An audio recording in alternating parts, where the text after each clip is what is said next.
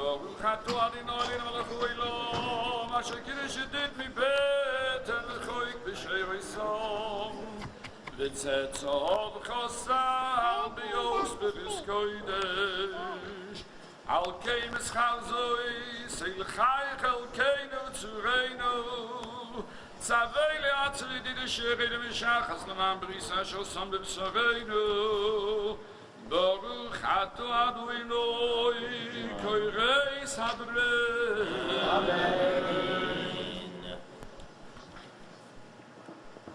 Eloheinu v'Eloi Aviseinu Kayeves hayeled hazel yovivu limoi v'yikru shemoi b'Yisrael Shlomo Meir Yirmiyahu ben Aharon Yismacho b'yoytzich alotzo v'sogeliva b'frivitno Kakosu v'yismacho b'yicho v'imecha v'sogel yeladetecha v'nehemar V'avoy rolayech v'erich mizviseses b'domoyech V'oim alav b'domayech hayim V'oim alav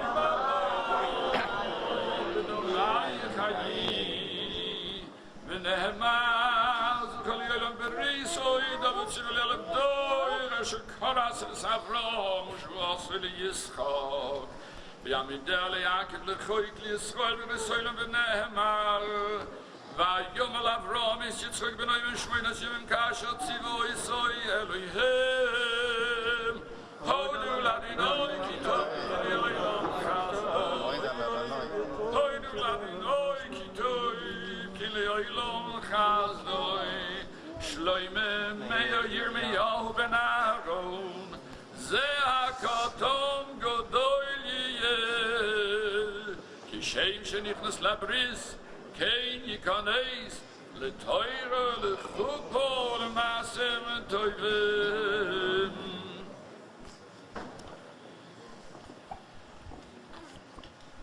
ריבונו של עולם יהי רצון מלפניך שיהא זה חשוב נוצא מקובל כי לקרבתי ולפני כיסא כבודך ואתה ברחמך הרבים שלח עמך הקדושים נשמה קדושה וטהורה תבני שלמה מאיר ירמיהו הנימות על שמך גדול ושיהיה לי בו פתוח בכל עולם תורך קדושה ללמוד למד לשמור ולעשות מי שברך אבותינו אברהם יצחק ויעקב יברך את ילדיך הנימול שלמה מאיר ירמיהו בן אסתר שבע ורפא אותו רפואה שלמה ויזכו אבותיו לגדלו לתורה לקופה למעשים טובים ונאמר אמן.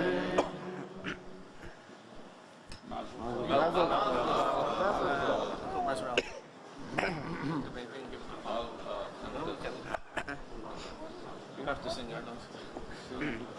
Siman tov, mazel tov, mazel tov, siman tov, siman tov, mazel tov.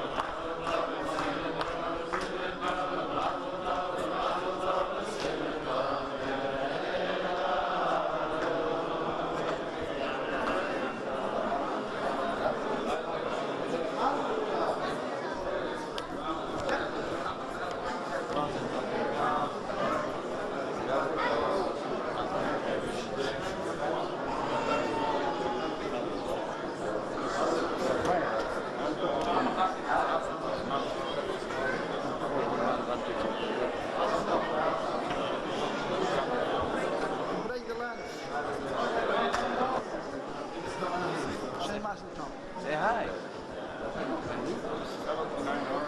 Mazel tov, the father and the whale. Yeah, always. Mordechai?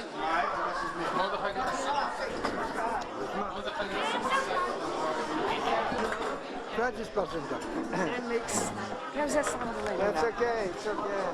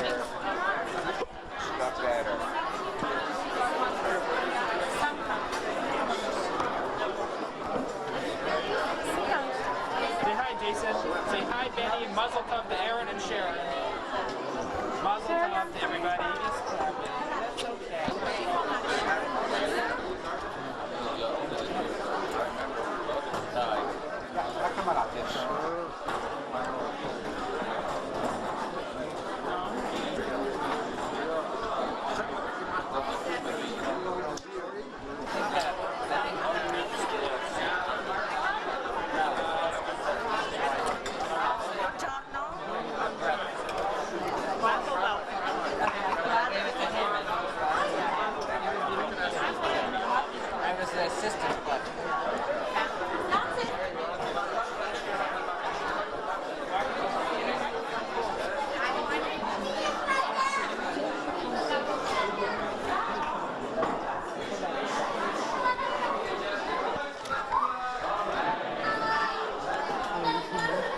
Nope.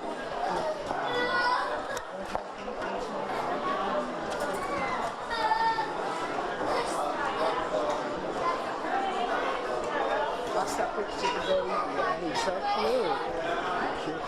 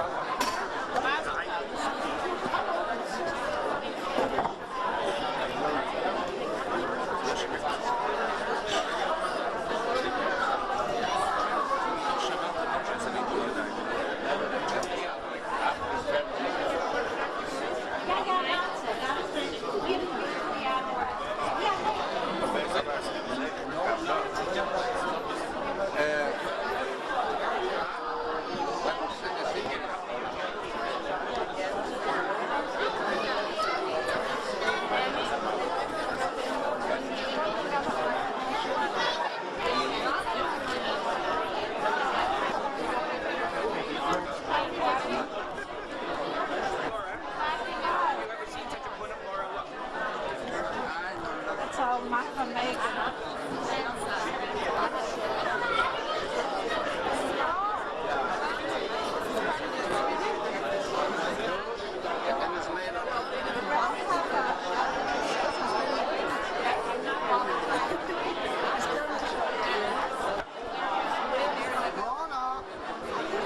Laura, you're on camera. Wave. Bye-bye. Bye-bye. See, mustn't have very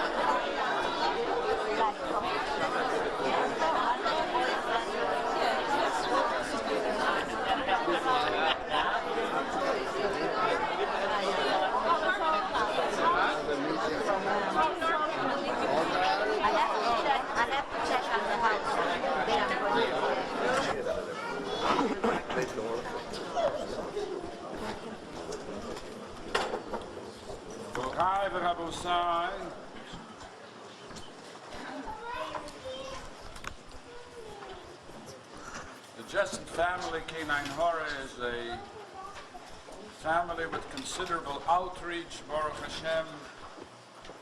We're delighted to see Rav Marcus Lita of the distinguished congregation who is here with us to celebrate this great moment.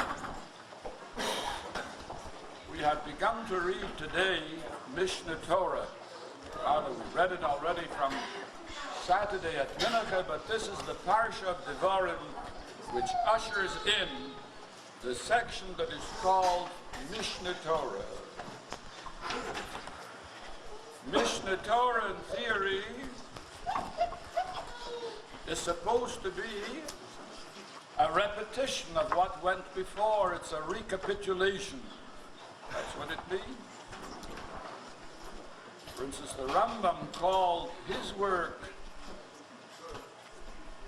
by that name. He was recapitulating all the laws that are to be found in the Talmud. Rabbi Judah the Nasi called his work before that, the Mishnah. It's a recapitulation of all the laws. And apparently the beginning of it all was Mishnah Torah. Was this Sefer Devarim, which named Mishnah Torah, which is supposed to be just a repetition of the previous commandments in the Torah. But if you look over the Sedris carefully, you discover that there are no less than 200 new mitzvahs in this old repetition. So that it isn't at all a repetition of just what went before. But on the contrary, while there is a chazara, and actually it begins with the problems that went before, it goes on despite its name. There is newness there. It's brand new. 200 new mitzvahs.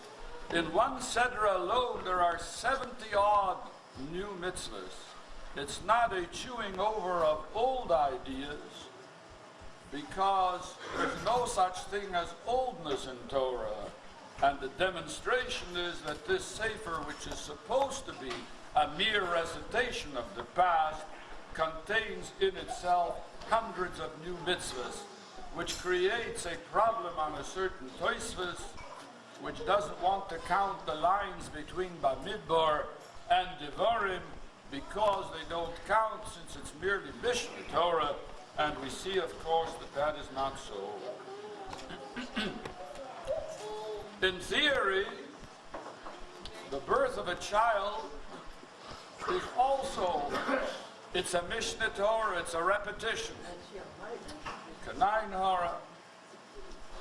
If you saw the bris that Dr. Jesson made on his senior son, and you saw the bris on the second son, and now you've seen Baruch Hashem the bris on this one,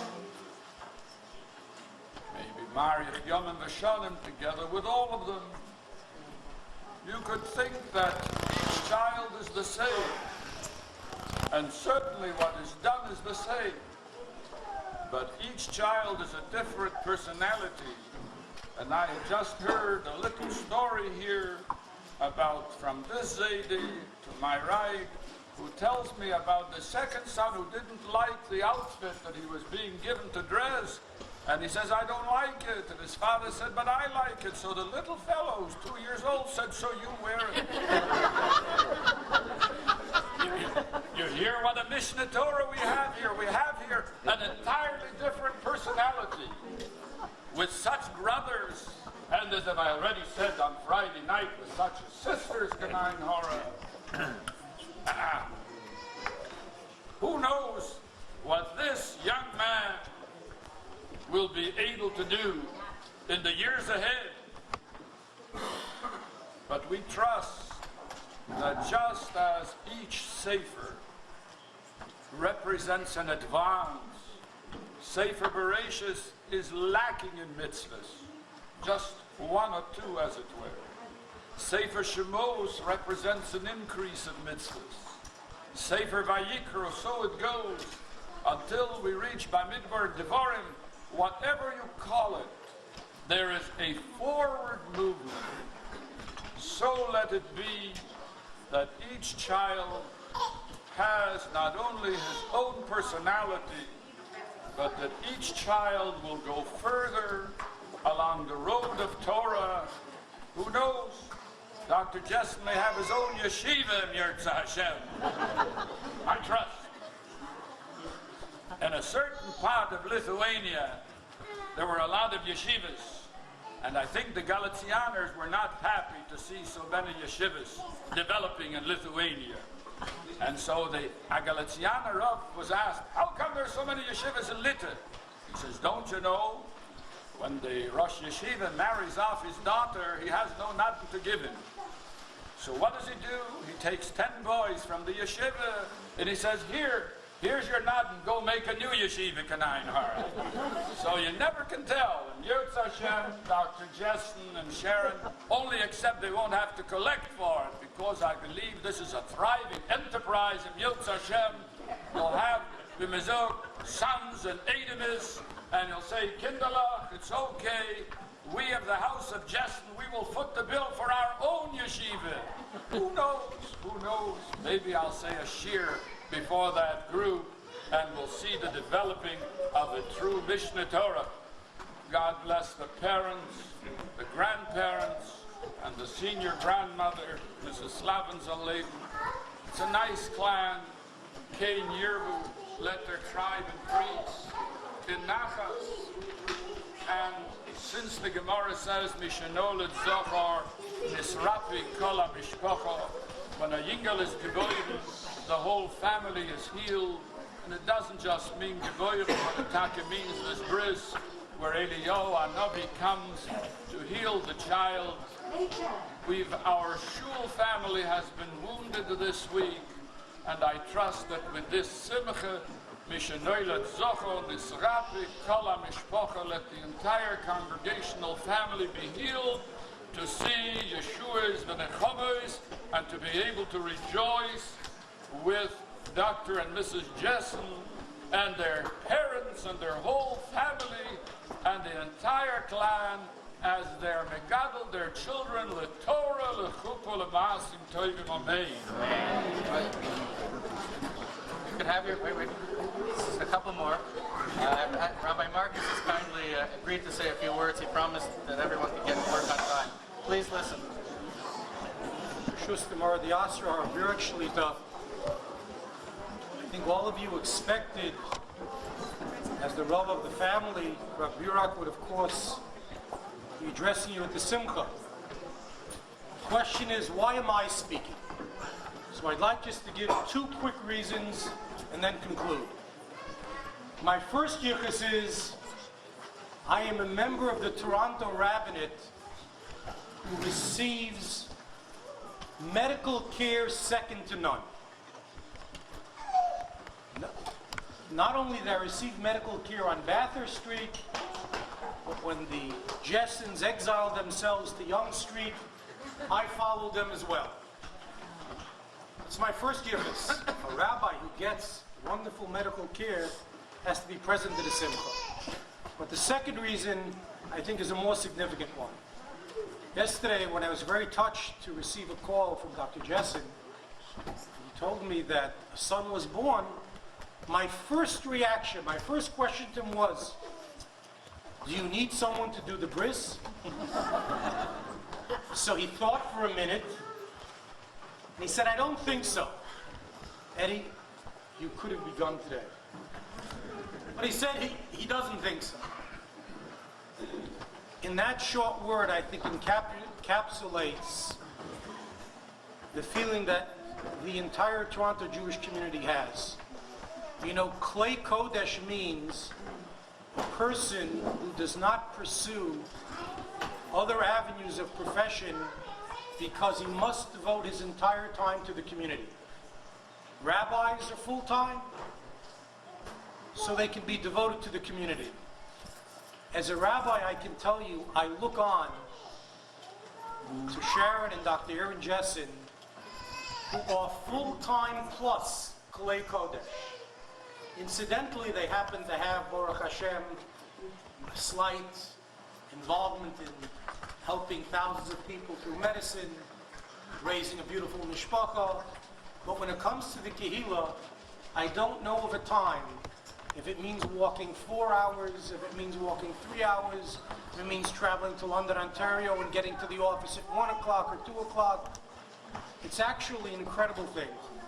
And with the Rishusa of the Maradasir of Burak, and on behalf of all of us who are part of the general Kehillah, I just want to say to Sharon and to Dr. Aaron Jessen, who really together are representative. I see Rabbi Biber is here from the Tivot.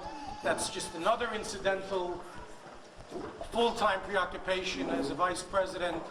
Just want to say to both parents, Kol ha'oskim b'tzorchei tzibur, HaKadosh Baruch Hu yishalem scharam, and may the schar be realized in the nachas of your most beautiful family, and may the grandparents and all of the doros be privileged to be part of the ongoing nachas in the years ahead. Mazel tov.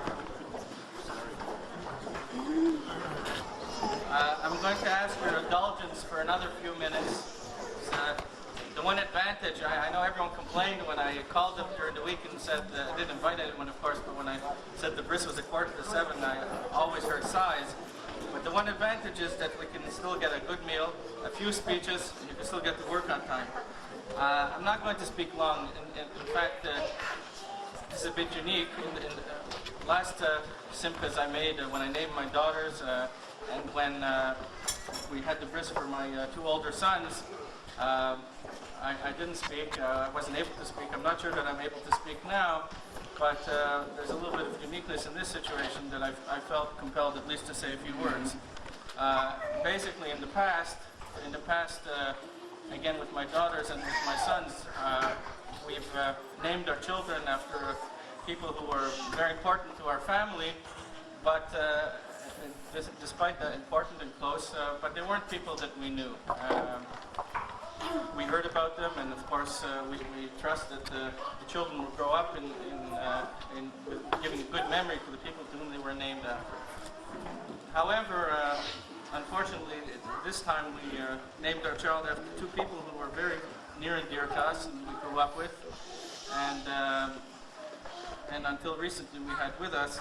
In fact, the first name, Shlomo Meir, is after my dear brother-in-law Max, whom we miss dearly, who second yahrzeit is coming up exactly 1 month from today, and Gimel Elul. And Yirmiyahu was named after my dear grandfather, whose first yahrzeit we observed this week was on Tuesday.